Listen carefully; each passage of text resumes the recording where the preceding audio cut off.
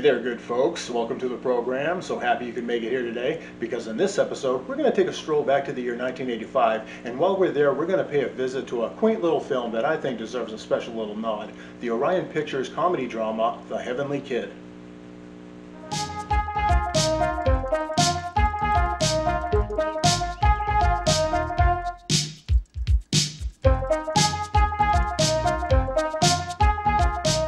Must be Japanese. It was written and directed by Carrie Medaway, who only did one other film before disappearing off the face of the earth, an obscure little film called Paradise Motel. Like seriously, this person's career was so short-lived I can't even find a picture of them. But in their short tenure in Hollywood, they did manage to deliver a fun little film that I enjoyed when I was a wee little shit. It's about a 1960s greaser who dies in a drag race, who comes back as a guardian angel in the 80s to help a high school loser become cool. Now I admit, it's been a minute since I've actually watched this movie, but back in the day I used to rummage through the old family VHS collection, and I'd give it an occasional viewing, and even back then I found it to have lots of charm and plenty of fun, and I think some of you out there may even consider this film to be a real gem. It stars Jason Gedrick, who's probably most known for his role in the hit film Iron Eagle. Also starring Lewis Smith, whose only other movie that I remember him in is the Peter Weller sci-fi comedy Buckaroo Banzai Across the Eighth Dimension, and Richard Mulligan, a longtime actor known for such television programs as Soap and the Golden Girls spin-off Empty Nest. Now those numbskulls at Rotten Tomatoes gave this movie 30%, but what do they know? I mean, me personally, I'd probably give it somewhere around 70, but hey, that's just my opinion. Anyway, let's get into it. The movie begins in the late 60s, where these two are about to have a drag race because the redcoat guy tried hitting on Malcolm in the Middle's mom, who just so happens to be the girlfriend of Bobby, this leather-clad fellow. My honor's at stake. I love you. Joe knows that this isn't going to prove anything. Hey, Emily, don't worry. I got it covered.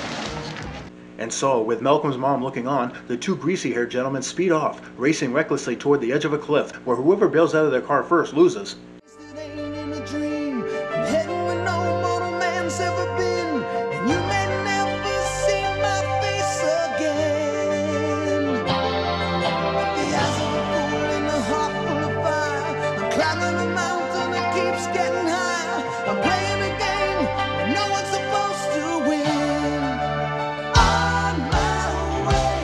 And so Redcoat jumps first like a little bitch, and just as the victorious Bobby was about to jump, his bracelet gets caught and it's so long, Charlie. Oh, shit!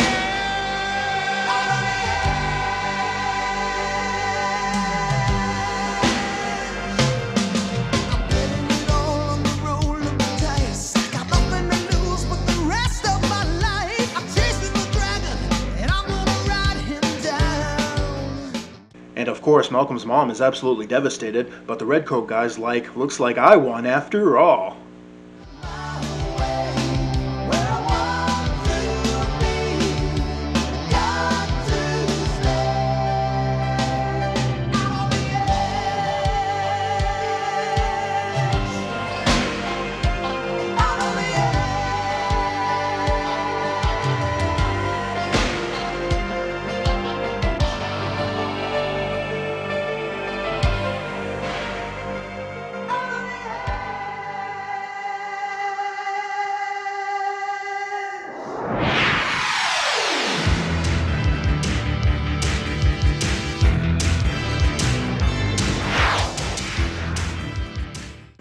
We then go to a subway car where Bobby is surrounded by a bevy of interesting looking characters.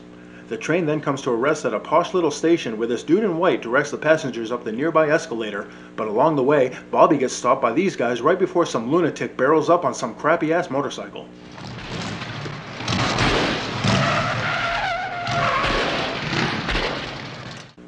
We learn that the lunatic's name is Rafferty, and he tells Bobby to jump on the bike so that they can have a little chat. Bobby then soon learns that he's dead, just as they arrive at some weird purgatory diner. And I suppose everyone else in here's dead, too. As doornails. We're all spirits. Okay. Well, spirits gotta eat, too.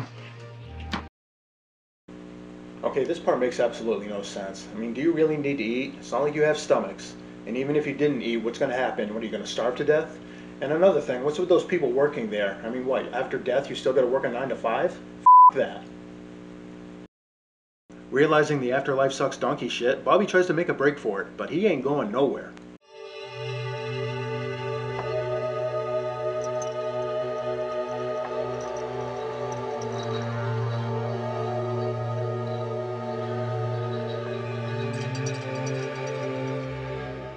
Hey, this looks familiar.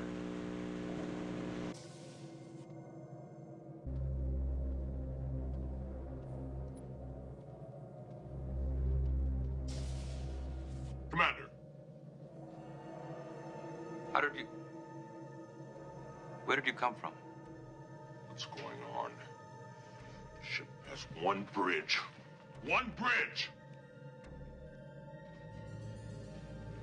One Riker, one bridge!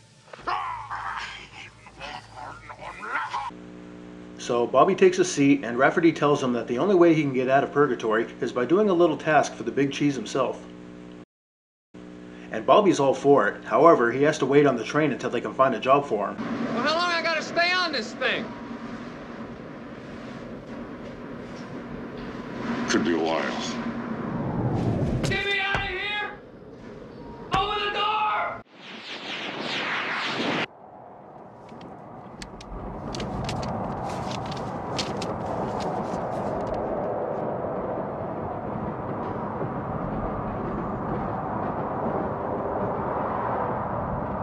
And almost 20 years later, the head honcho finally calls on Bobby for that assignment.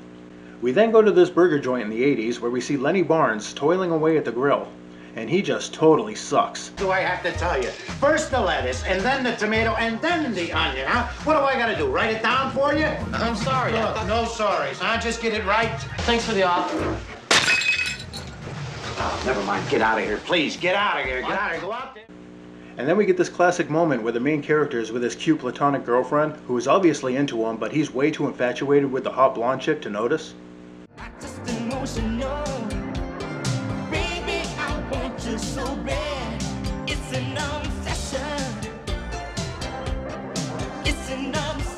I don't know why you waste your time.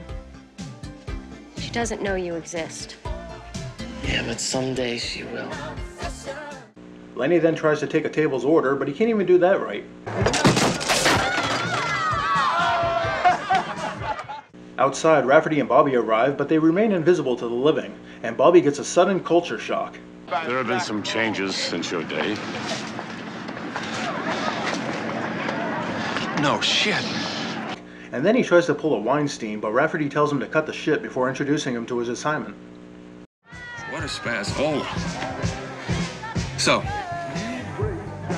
who's it gonna be? Which one of these lucky kids is my assignment? The Spazzola.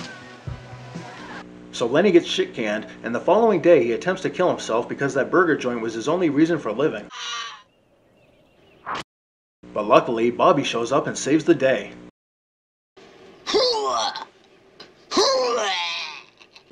And with a job well done and the kid's life saved, Bobby quickly takes off, expecting Rafferty to whisk him away to the pearly gates. Going somewhere?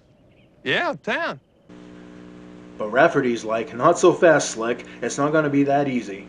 Not only does he get to save the kid's life, but he also has to boost his self-esteem as well. He needs somebody to talk to. Well, buy him a German Shepherd. He thinks that he's worthless. Well, he might be onto something.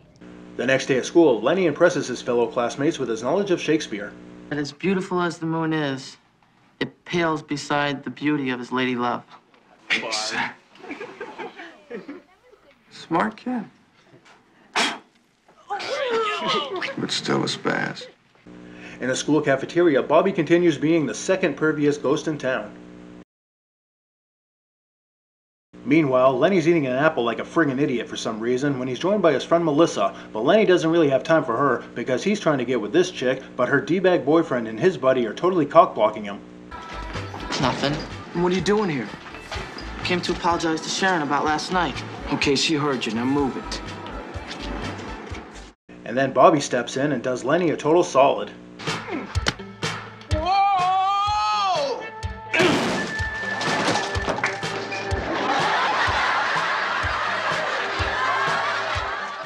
Later, Lenny's dumbass goes back to the same spot he almost died at before when Bobby shows up and spills the beans about why he's there. I am not of this earth. Not of this earth? Yeah. You know, dead. Now obviously Lenny doesn't really believe him at first, but then Bobby does some Chris Angel shit and blows Lenny's mind. Now don't take your eye off of it, because I'm going to make it fly like an eagle.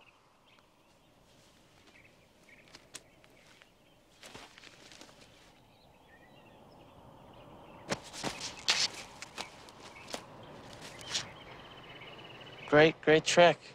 Now you're really starting to piss me off. You think I want to be doing this? No way. But I want to get to Uptown, see? And the only way I can do that is by following the rules. So that's why I'm here. Personally, I think I'm wasting my time with you. Personally, I think the whole thing's hopeless.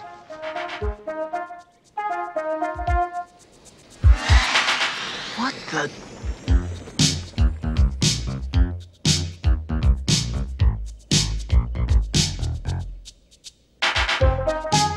And then they get to work on the new and improved Lenny, starting with some new threads.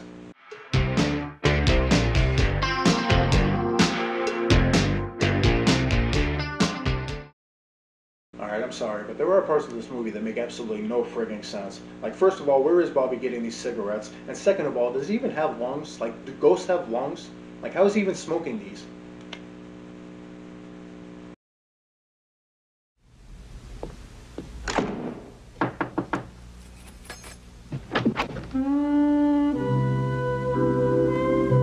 Hi, I just moved in next door, and I was wondering, could I borrow a Diet Pepsi? Diet Pepsi? Sure. Come in. Don't move. Yes. How about something else? Nah, that's okay. Listen, if you don't have a Diet Pepsi... No, I got it. Chasing down a dream.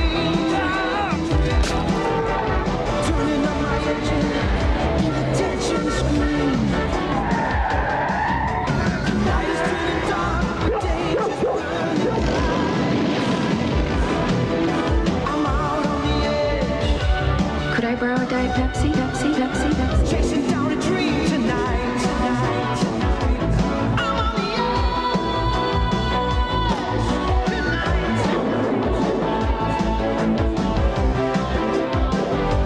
You okay in there? Here's your Diet Pepsi. That must be my roommate, Danny. Danny? Hi, I'm Danielle. You got another Diet Pepsi? Sure. Diet Pepsi, the choice of a new generation. Anyway, since there's no point in having some fancy new threads without a nice set of wheels, it's off to the junkyard. Ain't she a beauty?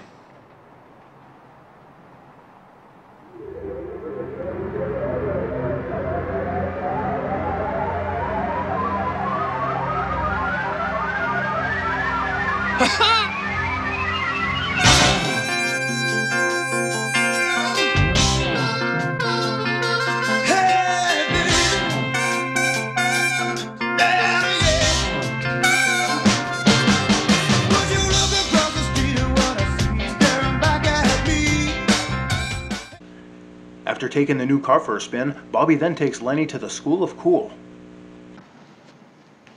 Lesson number 1. You own the joint. When you walk into a room, you want all eyes on you. You want everybody in that room thinking, hey, who is that cat? And with a fresh new game, the player sets out into the wild to seek his prey. However, things don't go exactly as planned.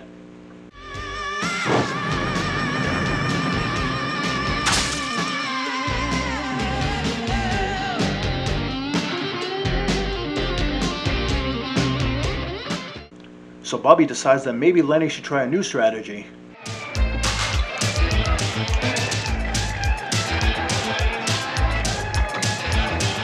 A lot of changes.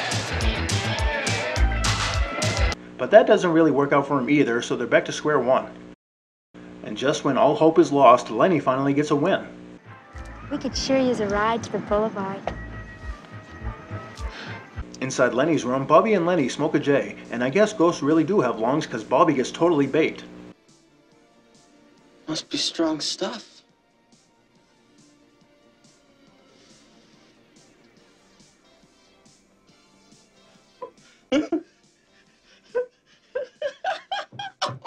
Looks like he bought that weed from Mr. Nice Guy.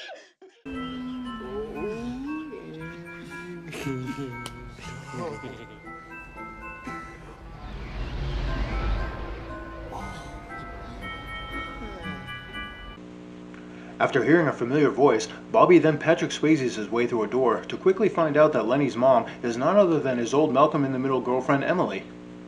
And Lenny's dad just happens to be Joe, the redcoat guy. And so of course Bobby is having a little trouble dealing with this shit, so he goes to track down Rafferty so he can get out of the assignment. Why didn't you tell me? We figured it'd be better you found out for yourself. Yeah, I found out. She's married to Joe Barnes, that meathead's the kid's father. Look, I don't know whose idea of a joke this is, but I want out. Again, where did Rafferty get that burrito? I mean, did he bring it from the Purgatory Diner, or did he buy it from that vendor guy over there? And if so, how? And why?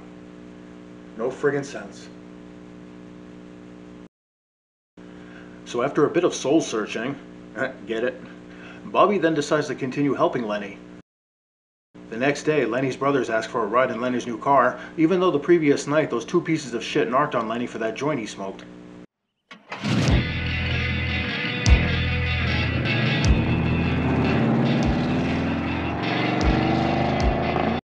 At school, Johnny Lawrence, Gallo, the high school bully, tries starting shit with Lenny, but is promptly humbled. Where'd you steal this thing? Built it myself. Yeah, bullshit. It's easy, Gallo. I just used something you haven't got. Brains. Lenny then has to deal with some more shit from Melissa, and he is just not having it, because now the hot girl's into him, and the two quickly indulge in some witty repartee. Off into class? We're already here. That's all right. And of course, this pisses off Gallo, who challenges him to a fight. So Lenny expects to get his ass kicked, but luckily an old friend shows up to lend a hand.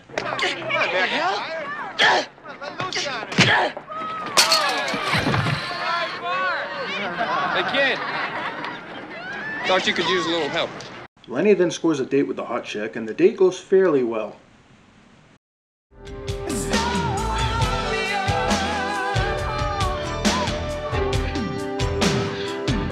A lot of changes. Afterwards, Bobby tries to advise Lenny that maybe hot chick isn't really the girl for him. She belongs to the streets. But Lenny isn't really hearing it. I mean, can you blame him? So then Lenny gets shit-faced before returning home, where he quickly gets grounded. You are grounded. You understand? When you sober up, I want some answers. Come on, Joe, have a heart. The kid just got laid. And then later, Lenny starts turning into a total dickwad and tells his mom and Bobby to piss off. He then takes the hot chick to the old burger joint, where jealousy soon rears its ugly head. Watch it. What's with you? What do you care? Meanwhile, Emily gets a visit from Bobby. And after a stroll down memory lane, we get the bombshell of all bombshells. Lenny is your son.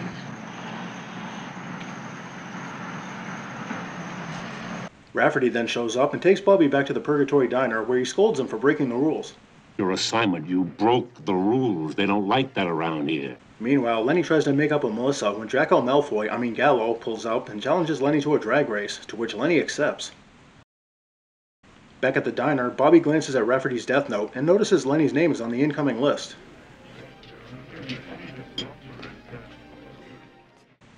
And after all that shit he went through to make Lenny cool, he sure as hell isn't gonna let him die, so he convinces Rafferty to let him go back to save him.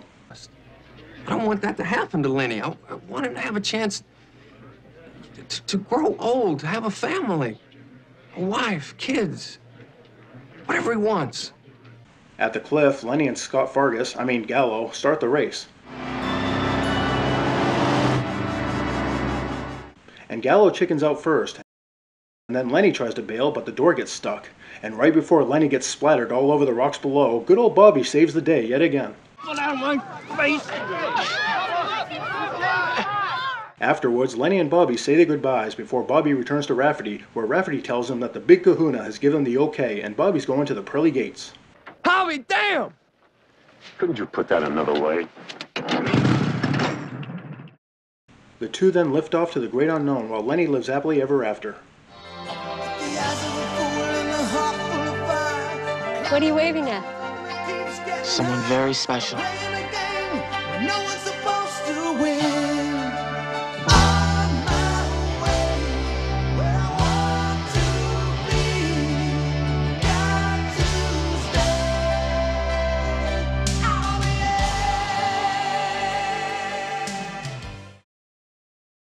And that was The Heavenly Kid, a joyful and spirited little flick that I've enjoyed for many years, and I hope it warms the cockles of your heart as well. Now, granted, the critics have been a little less than kind with the film over the years, however, the consensus with the general public has been much more favorable, and for that, I feel that The Heavenly Kid should be regarded as a real gem.